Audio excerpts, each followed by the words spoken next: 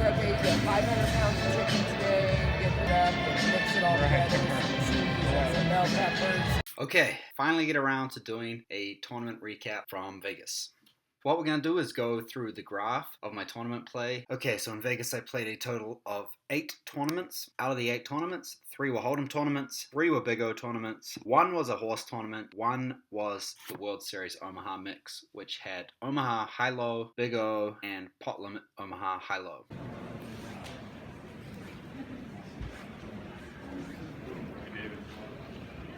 Alright, so I've put together this graph, and you'll see there's a little stick man down there. That's me. He's going to walk along the graph, and I'm going to narrate what he is doing as he walks along the graph. As you can see here, this is the graph as it starts. It's just a flat line. We started negative 400 because we lost the first tournament we played, which was a $400 Survivor. Well, that's me there, the stick figure, looking pretty confident, feeling good. It's okay, we lost the first tournament. We ran kings, into aces. What the fuck? No biggie, still confident. I'm the champ. I'm ready. I'm here. Let's do it. Let's get on to the next one. Tournament number 2 went the same way as tournament number 1. We lost. It was a $600 tournament at Planet Hollywood, part of their Goliath series. There was $1 million guaranteed in this tournament. Unfortunately, we didn't get anywhere near that. Busted within about 4 hours. But you'll see the stick man there after a little break where the graph is flat and he's been walking along. Time to gather himself. He's feeling good. He's still ready. He's itching. He's got the arm up. He's like, yeah, let me at him. I'm going to take down this next tournament. I feel it. I've got it. This is me. So, let's see what happened. It turns out all that confidence was probably just gas from the hiccups from the last tournament. We lost the next 2 tournaments as well. The first one we lost was a $600 Big O tournament at the Venetian. Really looking forward to this tournament, but just didn't really get anything going and busted. This leads on to the first World Series of Poker tournament that we played, which was the Omaha mix. Omaha High-Low, Limit Omaha High-Low, and Big O were the 3 games that were played in this tournament. This was actually a really tough tournament. On my table there was 1 fish, and he lost his chips within about the first hour, just punted them to some guy. Unfortunately, that guy wasn't me. And with the short starting stack of 7,500, it was quite hard for me to get anything going without picking up hands. Ended up lasting longer than I expected for 7 hours of play. Pretty proud of that result. Really just never got anything going, and we busted that one too. Anyway, you'll see the little stick man there. He landed on his feet. I guess how you could sum up how he's feeling at this point is that he's down for sure, but he's not out. Now he's out, and he's... Yep, so tournament number 5, another World Series tournament, the second World Series and the final World Series tournament that I played was the Monster Stack No Limit Hold'em tournament. No excuses really, just didn't run particularly well in the tournament and we busted that. So at this point, our stick man, as you can see, is diving headfirst down the graph, feeling like a large pile of dog poo in Vegas. Not good. It's stinky and it's hot. Now a trend seems to be developing here and tournaments number 6 and 7 follow that trend. We lose both of them. Now at this point our stick man is lying on the ground at the bottom of what is a fairly nice looking staircase. At this point he's kind of wondering, why am I not a carpenter? The problem with the staircase is that he's built it in the wrong direction. When you build a staircase, it's actually easier to build up, and then it's much easier to come down the staircase than it is to build down and then go back up the staircase. So at this point our stick man is thinking, what the fuck? Why did I build this going down? How the hell am I going to get back up to the top? And so now the stick man is doing his usual thing, having a bath in the Bellagio fountain, when he stumbles upon this yellow and red cape. It has an S on it. He doesn't really know what it means, but he thinks there's not much to lose really. Maybe it'll help me get back to the top of the stairwell. So what he does is he puts it on, and it turns out that cape used to belong to none other than Super Luckbox Man. The cape has the power to transform our little stick man into a super luck box. The last tournament that we played, that we had scheduled, our little stick man ends up taking down 4th place for $11,423. Finally won something. Which gets him to the top of the stairwell and then a little bit higher as well.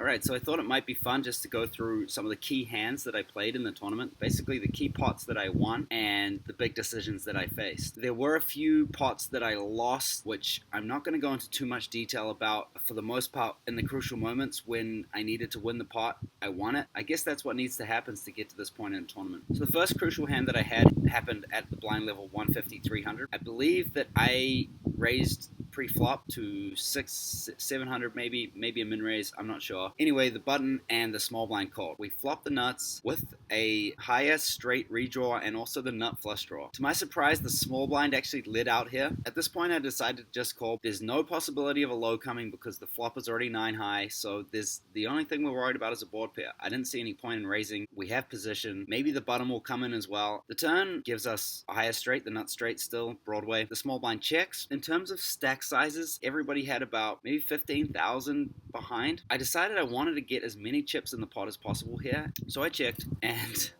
everything went according to plan. Button bet because the button had the ace jack straight. He'd made the nuts on the turn. The small blind called, and I potted all in. The button pretty quickly put all his chips in. He had the nuts straight. The small blind, who didn't have a lot of chips behind, decided to put all his chips in with 2 pair and a queen high flush draw. You'll see in terms of the cards that I've put here that there's a bunch of jokers. That's because my opponent's cards were irrelevant. The button who had ace jack had no redraw, no 2 pair, nothing like that. True free roll against him. The only thing we had to fade was a board pair against the small blind who had 3 pair. And if we hit a diamond, we're going to scoop this one. This is where the run good kicks in, and bink, we hit the 4 diamonds and take down a very nice pot. From here, we lost a few pots, ended up with our chip stack down to about 45,000 until we played another big pot. This one we have ace, 4, 5, 8. Blinds at this point at 1,500 and 3,000. Folds around to us in the cutoff. We decide to raise to 7,000. We get action from the small blind and the big blind folds. We flop a gut shot to the donkey end of the straight, an ace 4 low draw. We have a pair of aces obviously, and we flop the nut flush draw. The small blind, who was a pretty solid player, checks. I decided not to bet because I thought that the small blind was likely to have ace deuce type holdings, and basically my check behind is to look to pot control. The turn pairs the board but also brings the nut flush. My opponent bets out 7,000 chips, which is quite a small bet. Did feel like potentially the nut flush might be the best hand. I wasn't totally sure that we had the best hand,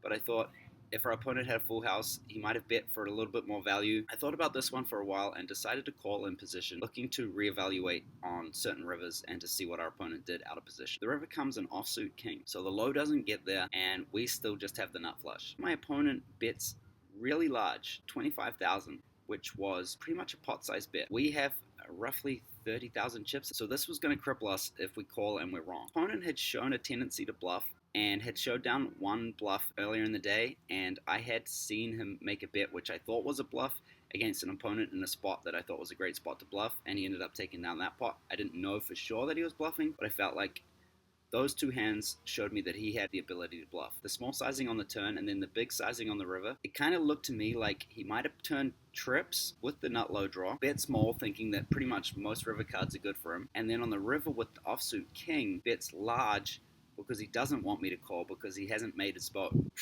That was the read that I ended up going with, and I called off. He said flush is good, so I showed my nut flush and he mucked his hand. We had a little bit of chat back and forth after that when he said, "You didn't think I could have a boat there?" And I said, "You could absolutely have a boat there, but I didn't think you did in that spot." I didn't tell him about my sizing reads, but basically just said, I thought you might have had ace deuce and trips, and that's it. From here, we chip up a little bit to just over 100,000 chips. The villain in this hand raises to 11,000, and this was probably the tightest player at the table. I was kind of confident with his raise that he pretty much had ace with wheel card type holdings. That's how tight this guy was. I have a very strong hand, ace 3-4, queen jack, double suited, and decide to call in position in the cutoff. Big blind also comes along, and we go to a flop of king 6 deuce with 2 clubs. Big blind checks, original raiser checks. We have an uncounterfeitable low draw, so if any low card comes, we're going to make the nut low, and we have backdoor spades. We don't have much of a high draw. A 5 gives us the nut, but it has to be an offsuit 5. It can't be the 5 of clubs. I decided to check in position, take a turn card. If we bet here, we run the risk of getting check raised off our hand. If we get check raised, we're going to have to fold because we don't have anything for a high drop. The only thing we're drawing to is an offsuit 5. The turn pairs the board, and it's the 6 of diamonds. The big blind checks, the original raiser pre-flop checks, and at this point I decided that it's entirely possible that I could have checked back a pair of 6s on the flop and turn 3 6s. I thought this was quite a good card for me to bet with the uncounterfeitable low draw, representing that I'd made 3 6s. To my surprise, both opponents called. The big blind called, and then after some deliberation, some hemming and hawing, the original raiser pre-flop also called. The river pairs the board again with a king. Both of my opponents check to me. We have absolutely nothing here. We have ace, queen high. We haven't made a low, we've got nothing. On the turn, we'd represented that we had 3 6s. With the king on the river, you bet again, it looks like we're bluffing. Well, that's certainly what I would think if I was an opponent. But at the same time, if our opponents don't have a king or a 6, it's quite hard for them to call, because they can only have 1 pair hands. I decided that it was best to continue the bluff here, represent that we had, I guess, a full house or a king. I decided that trying to take this pot down with a bluff with a big bet on the river was probably the best approach. We fire out a bet of 45,000. Basically now half of our stack is in the pot here. The big blind quickly folds, and then the original raiser starts tanking for a little while, looks back at his cards, starts humming, hawing, and he eventually lets it go. So we take down another good sized pot, this time with nothing. Probably there's about 2 more hours of play before the end of the day. Bag is quite a good stack. I think about 180,000 was how much we bagged, and we were only 3 players out of the money. So the next day we came back, and the bubble burst fairly quickly. Within the first hour or so, we made it into the money. Hadn't played any big pots at this point. I still had a stack of around 160,000 or so. Then we played a very big pot for our tournament life.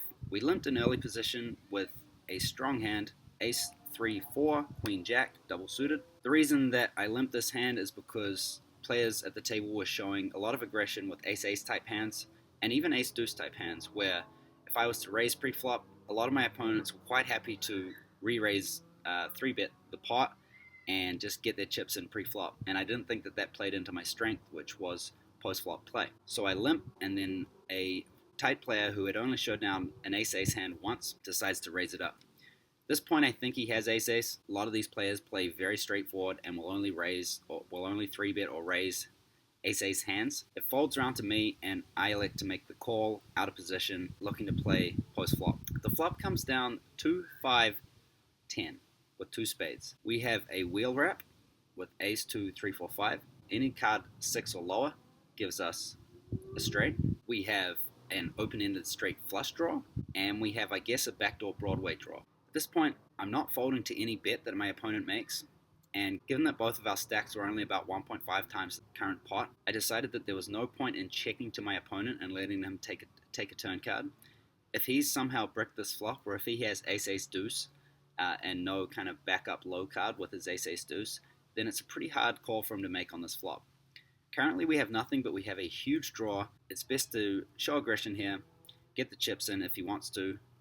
If he folds, that's also okay because we don't have a made hand. So I bet the pot, 90,000, and my opponent quickly puts all his chips in. I make the call, and basically hoping that he doesn't have the nut flush draw here, because if he has the nut flush draw, we're kind of in not good shape. I turn over my hand, and he turns over the ace of spades, but nothing else with it. So he has the ace of spades blocker, but does not have a spade flush draw. Does have ace 3, which is a very strong hand. He has 1 pair and a nut low draw. We're slightly behind here, and we need to catch up. The turn is a jack, which pairs our jack. Doesn't give us any help. He's still ahead with his aces. And the river is a beautiful queen of spades. And we scoop the pot. We double up to over 300,000 chip. With about 25 players left at this point, I believe, we were in a great position to make a deep run. So from here until we got the 4th place money, we did not get our stack all in. There weren't any substantial pots. We just chipped up slowly to a stack of around 685,000 on the final table. The final table was 8 players with blinds at 20,000 and 40,000. We came to the final table with about 15 big blinds. We had the 4th largest stack, but the smallest stack was 8 big blinds. So we had stacks ranging from 8 big blinds to, I believe the biggest stack was 20 big blinds. Someone raised the idea of making a equity chop, doing an ICM calculation, and everybody on the table agreed, and given the way my summer was going, I decided that the $11,000 was a huge hit for me and decided that it was a good opportunity to take the money. I felt like I had a decent edge over the players at the final table, but in a tournament with only 15 big blinds and Big O being a high variance game with shorter stack sizes, I decided that it was worthwhile to lock up the $11,000 and not risk getting knocked out in 8th place and only taking down $2,500. So very happy with the result, and I hope you enjoyed the couple of hands that I talked through there. It certainly was a lot of fun, and that was the biggest hit I've had in terms of tournaments, and it came at a very fortunate time.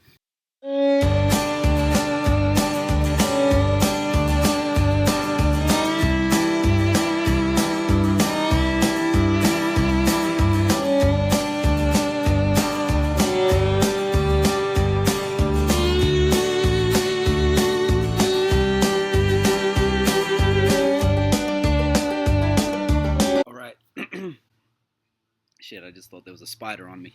There is no spider on me, so that's good.